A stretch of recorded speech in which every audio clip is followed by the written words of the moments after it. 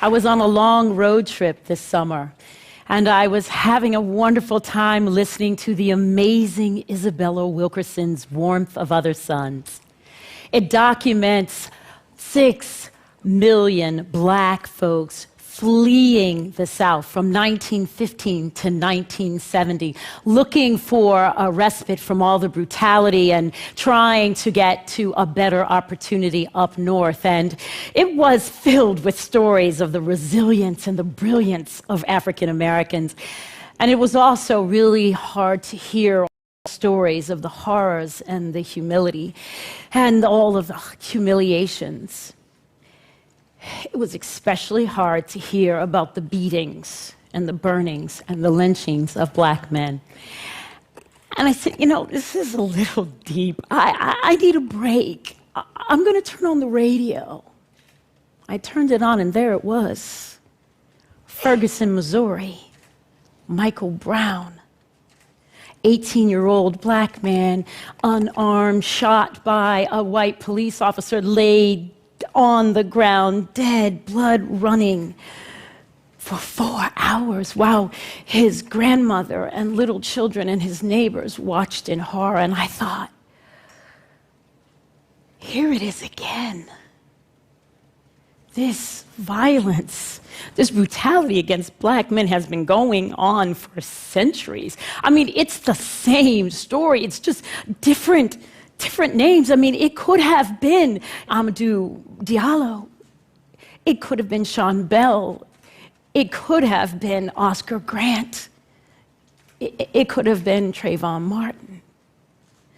This violence, this brutality is really something that's part of our national psyche. It's part of our collective history. What are we going to do about it? You know, that part of us that still crosses the street, locks the doors, clutches the purses when we see young black men, that part. I mean, I know we're not shooting people down in the street, but I'm saying that the same stereotypes and prejudices that fuel those kinds of tragic incidents are in us. We've been schooled in them as well. I believe that we can stop these types of incidents, these Fergusons, from happening by looking within and being willing to change ourselves. So I have a call to action for you. There are 3 things that I want to offer us today to think about as ways to stop Ferguson from happening again. 3 things that I think will help us reform our images of young black men. 3 things that I'm hoping will not only protect them, but will open the world so that they can thrive. Can you imagine that? Can you imagine our country embracing young black men, seeing them as part of our future, giving them that kind of openness, that kind of grace we give to people we love? How much better would our lives be? How much better would our country be? Let me just start with number 1. We got to get out of denial. We don't need... Stop trying to be good people. We need real people. You know, I do a lot of diversity work, and people will come up to me at the beginning of a workshop. They're like, "Oh, Miss Diversity Lady, we're so glad you're here. But we don't have a bias bone in our body." And I'm like, really? Because I do this work every day, and I see all my biases. I mean, not too long ago, I was on a plane, and I heard the voice of a woman pilot coming over the PA system, and I was just like so excited. I was so thrilled. I was like, yes, women, we are rocking it. We are now in the stratosphere, you know? It was all good, and then it started getting turbulent and bumpy, and I was like, I hope she can drive. I know, right, but it is not even like I knew that was a bias until I was coming back on the other leg, and there's always a guy driving, and it's often turbulent and bumpy, and I've never questioned the competence of the male driver. The pilot is good. Now, here's the problem. It's like, if you ask me explicitly, I would say, female pilot, awesome.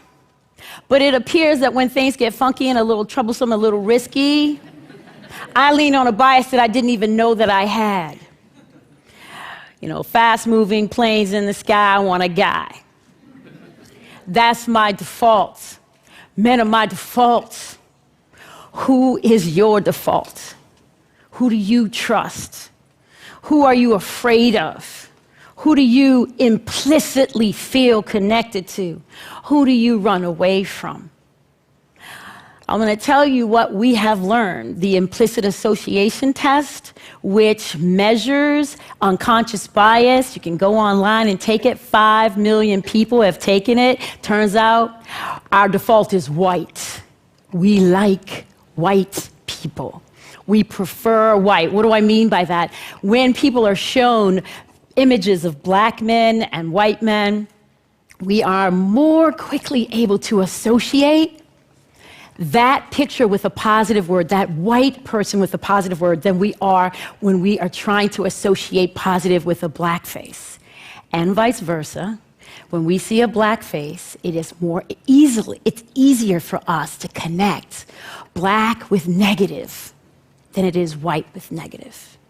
70% of white people taking that test prefer white.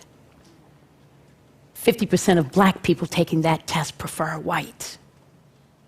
You see, we were all outside when the contamination came down. What do we do about the fact that our brain automatically associates? You know, one of the things that you probably are thinking about, you're probably like, you know what? I'm just going to double down on my color blindness. Yes, I'm going to recommit to that. I'm going to suggest to you, no. We've gone about as far as we can go trying to make a difference, trying to not see color. The problem was never that we saw color. It was what we did when we saw the color. It's a false ideal. And while we're busy pretending not to see, we are not being aware of the ways in which racial difference is changing people's possibilities. That's keeping them from thriving, and sometimes it's causing them an early death. So, in fact, what the scientists are telling us is no way. Don't even think about colorblindness. In fact, what they're suggesting is stare at awesome black people. Look at them directly in their faces and memorize them, because when we look at awesome folks who are black, it helps to dissociate the association that happens automatically in our brain. Why do you think I'm showing you these beautiful black men behind me? There were not enough. There were so many, I had to cut them. Okay, so here's the thing. I'm trying to reset your automatic associations about who black men are. I'm trying to remind you that young black men grow up to be amazing human beings who have changed our lives and made them better. So here's the thing. The other possibility in science, and it's only temporarily changing our automatic assumptions, but one thing we know is that if you take a white person who is like odious, that you know, and stick it up next to a person of color, a black person who's fabulous, then that sometimes actually causes us to disassociate too. So, you know, think like Jeffrey Dahmer and Colin Powell. Like, just stare at them, right? But these are the things. So go looking for your bias. Please just get out of denial and go looking for disconfirming data that will prove that, in fact, your old stereotypes are wrong. Okay? So that's number one. Number two, what I'm going to say is move toward young black men instead of away from them. And, you know, it's not the hardest thing to do, but it's also... It's one of these things where you have to be conscious and intentional about it. You know, I was on a Wall Street area one time, like maybe several years ago, and I was with a colleague of mine, and she's really wonderful, and she does diversity work with me, and she's a woman of color, she's Korean, and we were outside, it was late at night, and we were sort of wondering where we were going, we were lost, and I saw this person across the street, and I was thinking, oh, great black guy. You know, I was going toward him without even thinking about it. And she was like, oh, that's interesting. the guy across the street, he was a black guy. I think, black guys generally know where they're going. Like, I don't know why exactly I think that, but this is what I think. Okay, so she was saying, oh, you were going, yay, black guy? She said, I was going, black guy. Other direction. Same need, same guy, same clothes, same time, same street. Different reaction. And she said, I feel so bad. I'm a diversity consultant. I did the black guy thing. I'm a woman of color. Oh, my God. And I said, you know what? Please, we really need to relax about this. I mean, you got to realize I go way back with black guys. My dad is a black guy. You see what I'm saying? I got a 6'5" black guy son. I was married to a black guy. My black guy thing is so wide and so deep that I can pretty much sort and figure out who that black guy is. And he was my black guy. He said, yes, ladies, I know where you're going. I'll take you there. Biases are the stories we make up about people before we know who they actually are. But how are we going to know who they are when we've been told to avoid and be afraid of them? So I'm going to tell you to walk toward your discomfort. And I'm not asking you to take any crazy risks. I'm saying just do an inventory. Expand your social and professional circles. Just like, who's in your circle? Who's missing? How many authentic relationships do you have with young black people, folks, men, women, or any other major difference from who you are and how you roll, so to speak? Because you know what? There may be, just look around your periphery. There may be somebody at work, in your classroom, in your house of worship, somewhere. There's some black young guy there. And you're nice. You say hi. I'm saying go deeper, closer, further. And build the kinds of relationships, the kinds of friendships that actually cause you to see the holistic person and to really go against the stereotypes. I know some of you are out there, I know, because I have some white friends in particular, they will say, you have no idea how awkward I am. Like, I don't think this is going to work for me. I'm sure I'm going to blow this. Okay, maybe, but this thing is not about perfection. It's about connection. And you're not going to get comfortable before you get uncomfortable. I mean, you just have to do it. And young black men, what I'm saying is, if someone comes your way genuine and authentically, take the invitation. Not everyone is out to get you. Go looking for those people who can see your humanity. It's the empathy and the compassion that comes out of having relationships with people who are different from you. Something really powerful and beautiful happens. You start to realize that they are you, that they're part of you, that they are in your family. And then we cease to be bystanders, and we become actors, we become advocates, and we become allies. So go away from your comfort into a bigger, brighter thing, because that is how we will stop another Ferguson from happening. That's how we create a community where everybody, especially young black men, can thrive. So this last thing is going to be harder, and I know it, but I'm just going to put it out there anyway. When we see something, we have to have the courage to say something, even to the people we love. It's holidays, and it's going to be a time when we're sitting around the table and having a good time with many of us anyway. We'll be in holidays, and you got to listen to the conversations around the table. You start to say things like,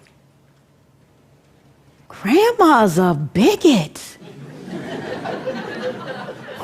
Uncle Joe is racist. And we love Grandma and we love Uncle Joe. We do. We know they're good people. But what they're saying is wrong. And we need to be able to say something, because you know who else is at the table? The children are at the table. And we wonder why these biases don't die and move from generation to generation, because we're not saying anything.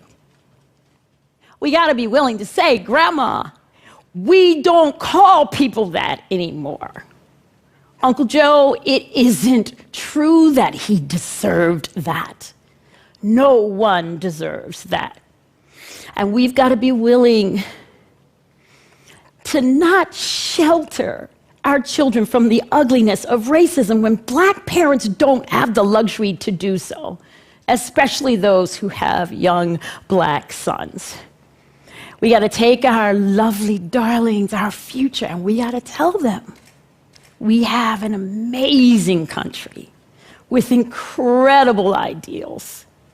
We have worked incredibly hard and we have made some progress, but we are not done. We still have in us this old stuff about superiority, and it is causing us to embed those further into our institutions and our society and generations, and it is making for despair and disparities and a devastating devaluing of young Black men. We still struggle, you have to tell them, with seeing both the color and the character of young Black men. But that you expect them to be part of the forces of change in this society that will stand against injustice and is willing, above all other things, to make a society where young Black men can be seen for all of who they are. So many amazing Black men, those who are the most amazing statesmen that have ever lived, brave soldiers, awesome, hardworking laborers. These are people who are powerful preachers. They are incredible scientists and artists and writers. They are dynamic comedians. They are doting grandpas, caring sons. They are strong fathers, and they are young men with dreams of their own. Thank you.